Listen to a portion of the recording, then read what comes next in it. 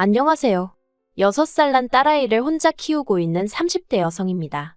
한때는 저도 남부럽지 않게 사랑하는 남편과 가정을 꾸려 평범한 하루하루를 만들어가던 여자였는데 어쩌다 보니 이렇게 제 이야기를 하게 되는 날이 다 오네요. 제가 이렇게 제 이야기를 하는 이유는 사람들에게 제 전남편 욕을 해달라는 뜻도 있지만 동시에 저 같은 사람도 결국 이렇게 힘을 내서 살아가고 있다는 말씀을 드리고 싶어서예요. 그리고 이렇게 비록 익명이긴 해도 제 이야기를 한껏 토해내고 나면 그간 마음에 쌓여있던 응어리가 좀 풀어질 것 같기도 하고요. 아무튼 최대한 간결하게 적어볼 테니 이야기가 매끄럽지 않더라도 들어주시면 감사하겠습니다. 남편과 처음 만난 건 친구의 결혼식장에서였어요. 어디서부터 말해야 하나 싶은데 저는 한때 가수가 꿈이었을 만큼 노래에 열정이 있던 사람이에요. 하지만 일이 잘 풀리지 않아서 가수라는 꿈은 이루지 못했고 한동안 저와 같은 꿈을 가진 친구들에게 보컬 수업을 했었네요. 지금은 전혀 다른 분야에서 커리어를 쌓아가고 있지만요. 아무튼 이런 제 상황을 알던 친구가 자기 결혼식 때 축가를 불러주면 안 되겠냐고 아주 간곡히 부탁을 하대요. 그런데 솔직히 저랑 그렇게 가까운 친구는 아니었거든요. 그래서 어떻게든 좋게 거절을 하려고 했는데 잘 안 됐어요, 그게.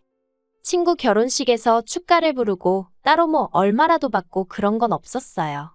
친구가 먼저 묻지도 않았고 저도 기왕 해주기로 한 거 기분 좋게 불러주고 말지 싶었죠. 그런데 신혼여행에서 돌아온 친구가 저에게 줄 선물이 있다며 만나자고 하대요. 그리고 그렇게 나간 자리에 선물 대신 남편이 나와 있었죠. 솔직히 처음엔 좀 황당했어요. 친구 딴에는 나름 기발하다 생각했을지도 모르겠지만 당시 저는 남자를 소개받고 싶은 마음도 없었고 결혼에는 더욱이 뜻이 없었으니까요. 하지만 친구가 아기가 있어 만든 상황이 아닌 건 확실했으니 별달리 기분 나쁜 티는 내지 않았습니다. 그리고 말이 나와서 말이지만 그때 당시에는 남편이란 사람 자체가 싫지는 않았거든요. 어떻게든 분위기를 띄워보려고 노력하는 모습도 좋았고 제 이야기에 귀 기울이는 태도도 인상적이었달까요? 그리고 무엇보다 남편이 저를 무척이나 마음에 들어한다는 게 제 눈에 보이더라고요. 그게 좋았어요. 이후로 남편은 하루가 멀다 하고 문자에 전화를 해대며 적극적으로 다가왔고 그렇게 결국 저희는 얼마 지나지 않아 연인 사이가 되었습니다. 사귀는 동안 어느 다른 연인들처럼 약간의 투닥거림도 있었지만 비교적 원만한 관계를 유지해 나갔고요.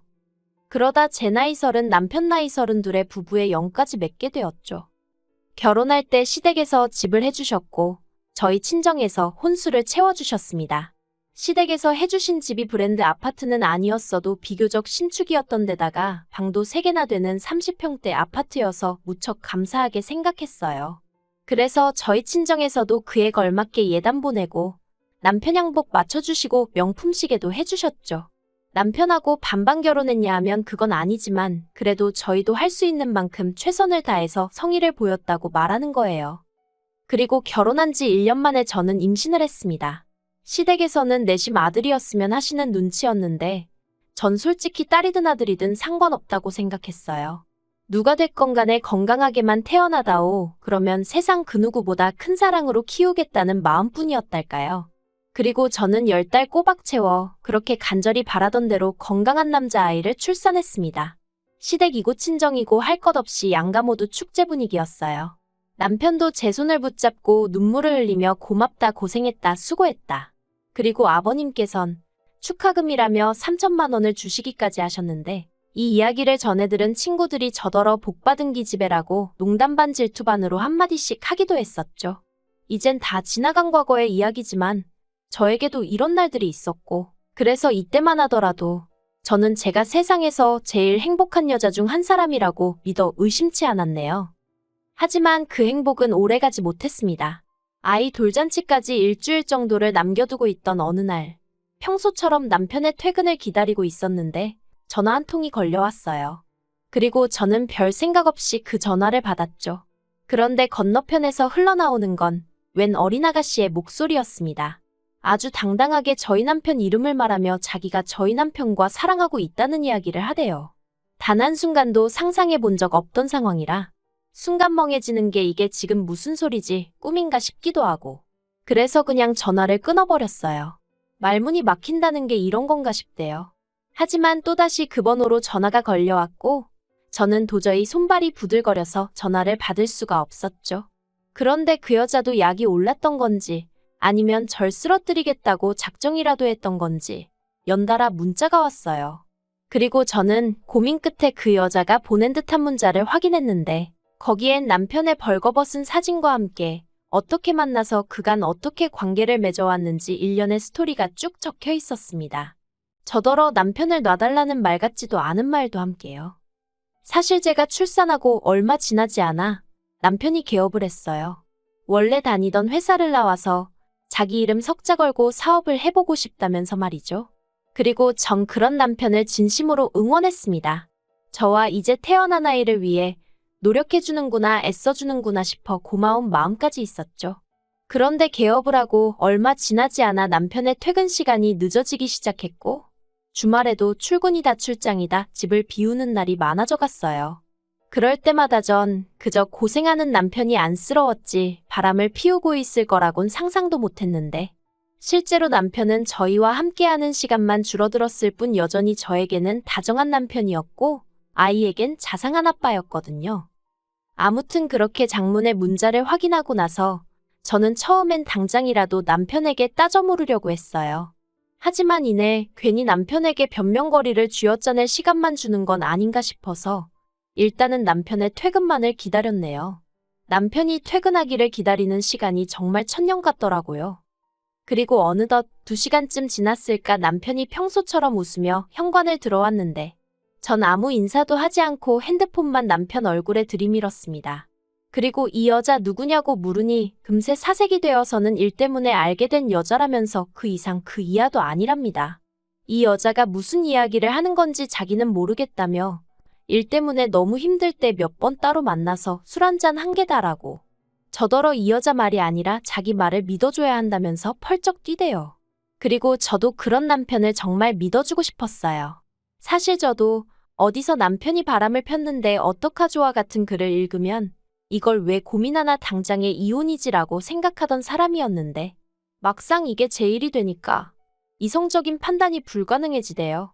그리고 제 앞에서 정말 오해라며 싹싹 빌고 있는 남편도 왠지 진실만을 말하고 있는 것처럼 느껴졌고요. 그 여자가 혼자 소설을 쓰고 있는 건 아닐까. 그 여자가 꼬셔낸 게 분명해. 어떻게든 남편이 저지른 불륜을 제 스스로 부정하고 있었어요. 그렇게 매일같이 남편은 자기가 잘못했다 빌고 저는 저대로 그런 남편이 미워서 울고 그렇게 한 달 가까운 시간을 보냈을까.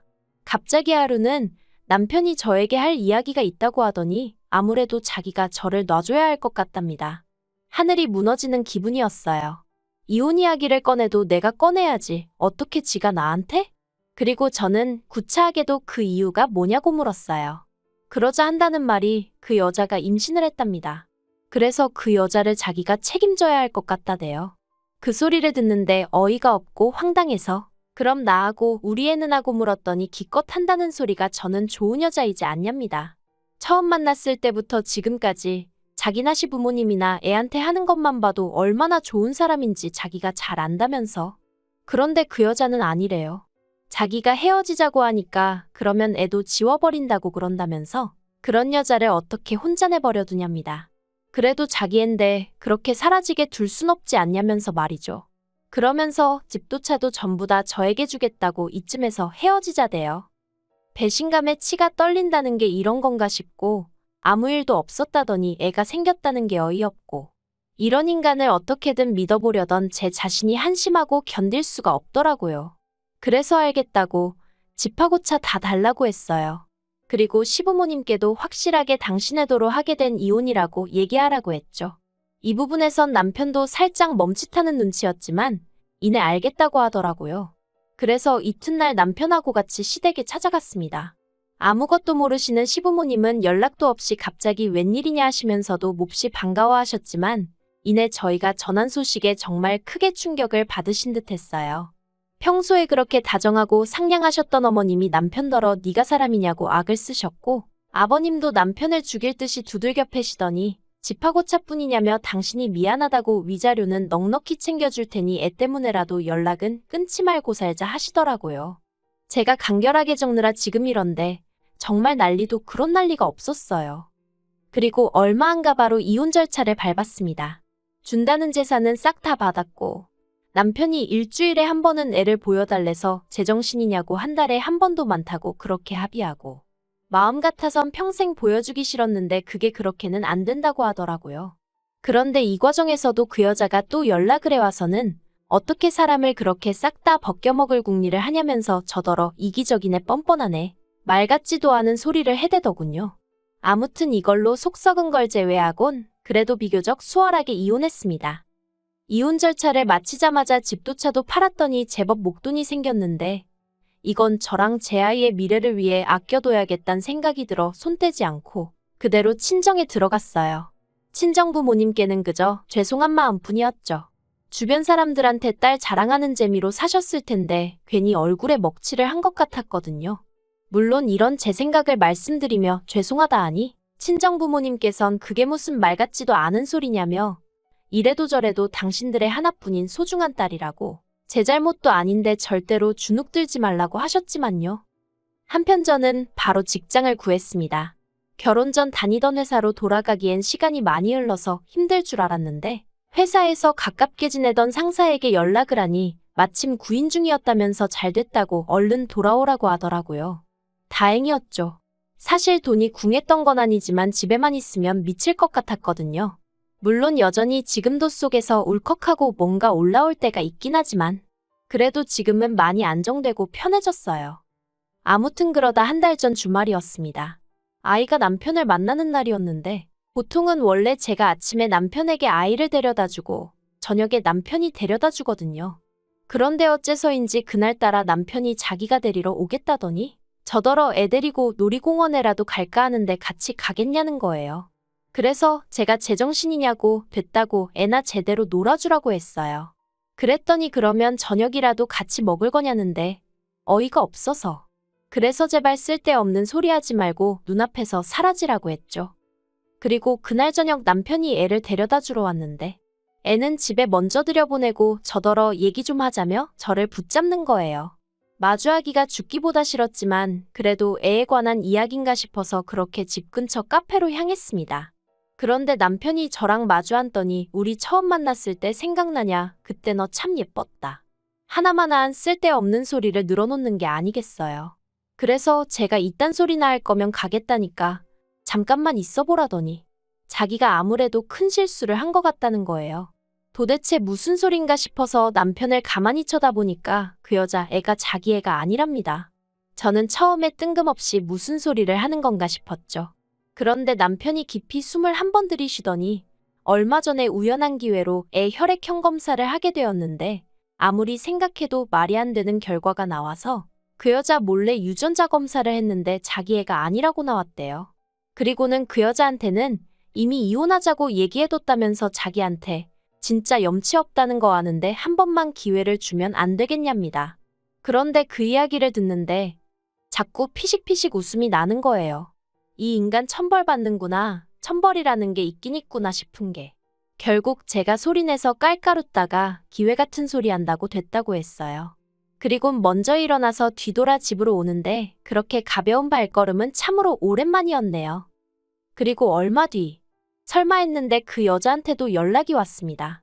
저더러 자기 남편한테 무슨 짓을 했길래 이혼 이야기가 나오는 거냐면서 유전자 검사도 제가 해보라고 부추긴 거냐며 저한테 화를 내더라고요. 황당해서 내가 그런 짓을 왜 하겠냐고 이런 전화하지 말라고 했네요. 불쾌하다고요. 그랬더니 기껏 한다는 소리가 제가 뒤에서 조종한 게 아니라면 제가 정말 떳떳하다면 저희 남편한테 자기랑 이혼할 때 하더라도 저한테 한 것처럼 집이랑 그런 건 좀 넘겨주게 도와주면 안 되냐입니다. 같은 여자로서 자기가 불쌍하지도 않냐면서요. 어이가 없었죠. 왜 지랑 나랑 같은 여자라고 싸잡아서 묵는 건지. 그래서 너는 남이 남자나 뺏은 상간녀고 나는 피해자라고. 그러니까 헛소리 한 번만 더 하면 그때 못한 상간녀 소송 지금이라도 해버릴 테니까 그 입 다물라고 했네요. 정말이지. 전화를 끊고 나서도 황당하고 분해서 몇 날 며칠 밤잠을 다 설쳤다니까요. 이후로 남편에게선 꾸준히 연락이 왔지만 단 한 번도 답장하지 않았어요.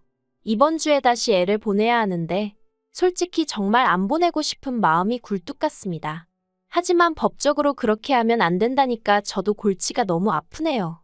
남편에게 정말 지금 그 여자랑 이혼할 건지, 그럼 앞으로 어떻게 할 건지 하나도 묻지 않을 거예요. 그랬다간 괜히 제가 지한테 무슨 미련이라도 있는 줄 오해할까봐 무섭거든요. 그리고 솔직히 전혀 궁금하지 않기도 하고요. 그런 이야기 도란도란 나눌 정도로 얼마나 좋은 것도 아니고.